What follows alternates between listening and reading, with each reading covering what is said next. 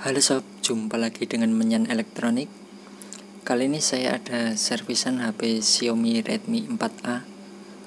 Ini masalahnya adalah tidak bisa disentuh sebagian sob, ataupun susah sekali untuk sentuhannya. Dan bisa dilihat ini sob, saya geser-geser tidak ada respon. Nah, tidak bisa terbuka kuncinya. Nah, tetap saja. Nah, bisa. Waduh, ini mencet apa ini? Wah, sampai buka WA. Dan bisa dilihat sob, ini ternyata untuk bagian bawah ya sob yang tidak bisa. Untuk bagian atas itu normal, namun untuk bagian bawah, nah ini tidak bisa disentuh. Nah, agak ke atas sedikit bisa, namun kalau disentuh mepet bagian bawah itu tidak bisa. Mencet apa ini? Dan tombol untuk back recent, tombol home juga tidak bisa. Nah, untuk bagian bawah tidak bisa sama sekali. Dan tombol recent pun tidak berfungsi. Oke, langsung saja kita matikan. Langsung kita eksekusi. Jangan lupa untuk keluarkan SIM tray-nya. Lalu buka cover belakangnya, dimulai dari dekat SIM tray supaya lebih nyaman untuk membukanya, lebih mudah. Dan harap berhati-hati saat membukanya, jangan sampai handphonenya terluka. Oke, karena untuk kuku saya lemas ataupun lentur, jadi saya pakai bantuan ini, pencongkel, ataupun sobat bisa menyebutnya apa. Di masing-masing tempat itu tidak sama untuk namanya. Oke, setelah back covernya terbuka, kita buka untuk penutup mesin bagian atas. Ambil semua bautnya ataupun buka semua bautnya. Oke, pelan-pelan, jangan dipaksa ya sob. Oke, sudah terbuka untuk penutup mesinnya. Langsung kita buka semua soketnya. Dari soket ataupun fleksibel LCD, fleksibel untuk tombol power, juga touchscreen-nya. Namun dimulai dari baterai ya sob. Untuk membuka fleksibelnya ataupun soketnya, soket baterai dahulu dibuka, baru yang lainnya menyusul. Oke, karena kita akan membuka LCD, maka kita harus membuka untuk baterainya. Di sini saya pakai bantuan minyak kayu putih untuk membukanya supaya lebih mudah. Ini nanti kita akan coba ganti TS-nya saja ya sob, tidak diganti satu set.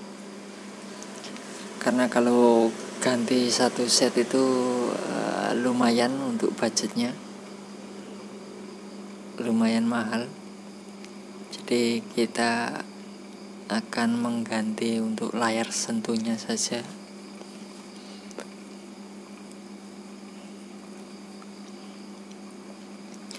Di sini saya menggunakan separator ya sob. Kalau sobat di rumah tidak punya separator, bisa pakai blower ataupun hair dryer. Dan saat membuka LCD harap berhati-hati, karena nanti kita akan pakai lagi untuk LCD-nya.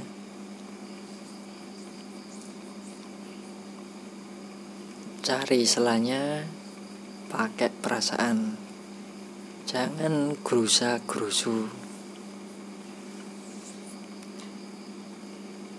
Oke, mohon maaf ya sob untuk akhir-akhir ini lama tidak upload video karena ada kesibukan. jadi tidak sempat mau upload video ataupun mau edit video, tidak sempat. Lumayan agak lama ini, ada berapa minggu ini saya tidak upload.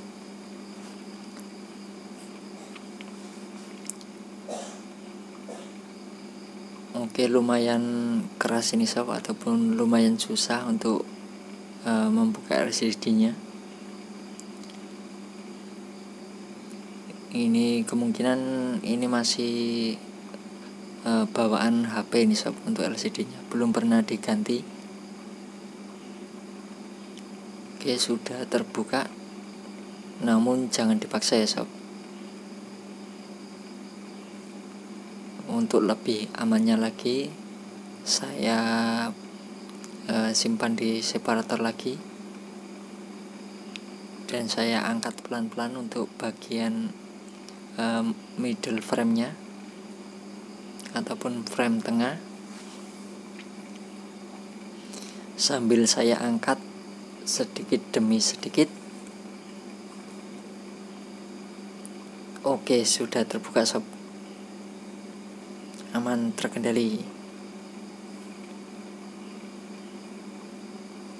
Oke, setelah frame terbuka, langsung kita pisahkan layar sentuh sama LCD-nya ataupun touchscreen sama LCD.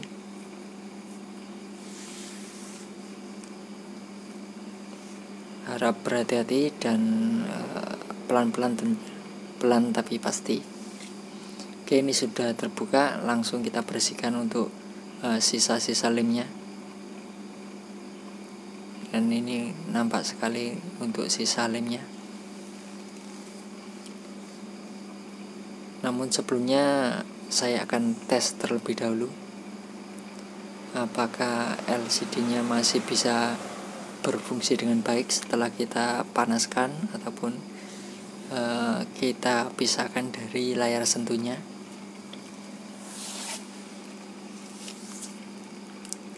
Oke, logo Mi sudah keluar.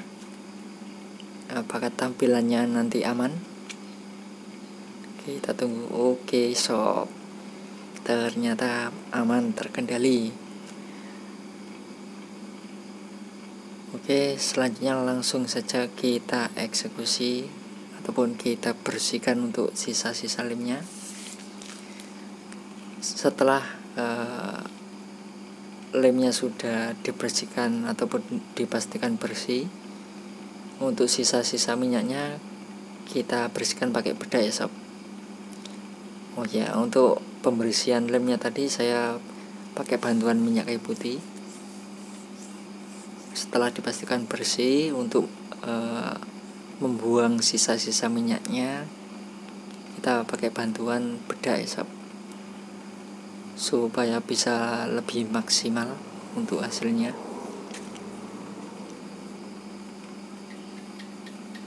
Oke, kita singkirkan dahulu untuk separatornya, dan kita akan pasang kembali ataupun rakit kembali untuk LCD sama layar sentuhnya. Di sini untuk LCD-nya saya kasih double tip yang tipis ya sob, ataupun yang bening. Saya taruh di bagian samping kanan kiri. Saya kasih 2 saja. Insya Allah sudah kuat, karena nanti pun terkunci sama layar sentuhnya ataupun touchscreen-nya.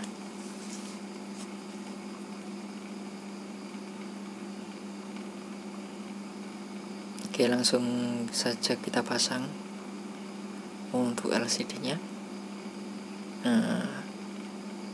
Harus presisi ya sob.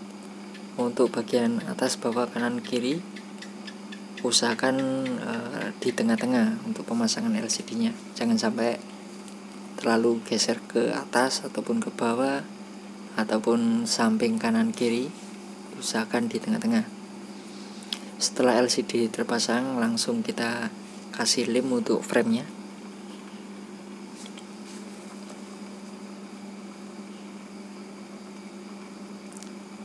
Untuk lemnya itu jangan terlalu banyak, sedikit namun merata. Intinya merata ya sob, jangan sampai tidak rata. Ada yang banyak, ada yang sedikit, nanti tidak bisa presisi nanti untuk pengelemnya. Jadi usahakan merata saat kasih lem. Oke, sedikit lagi.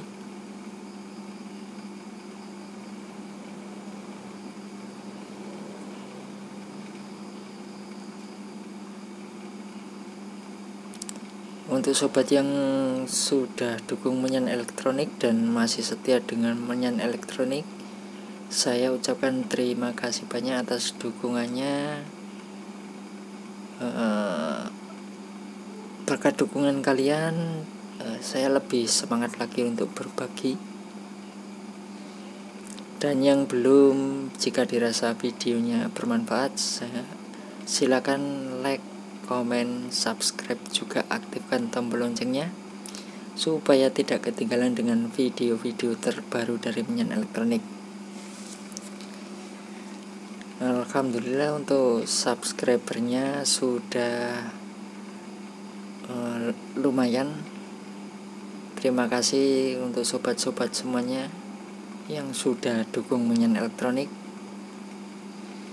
Saya jadi lebih semangat lagi untuk berbagi. Oke, setelah lem sudah cukup, langsung pasang untuk touchscreen-nya dan langsung kita jepit. Dan setelah beberapa menit ataupun sekitar 30 menit ataupun sampai 1 jam, kita buka untuk penjepitnya, langsung kita tes untuk fungsinya.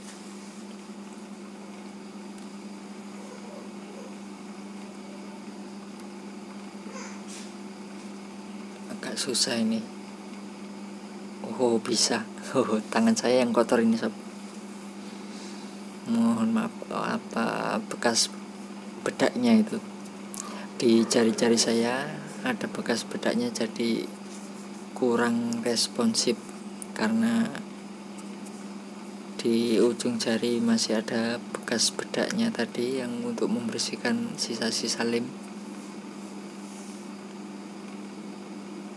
Intinya ini sudah berfungsi. Tadi kita mau cek untuk telepon, mau cek pulsa, tidak bisa. Oke, sudah bisa berfungsi ya sob. Ini jari saya yang kotor sendok. Ya, maaf. Untuk jari saya kotor, jadi kurang responsif ataupun tidak berfungsi. Harus ngepaskan. Apa bahasa ngepaskan?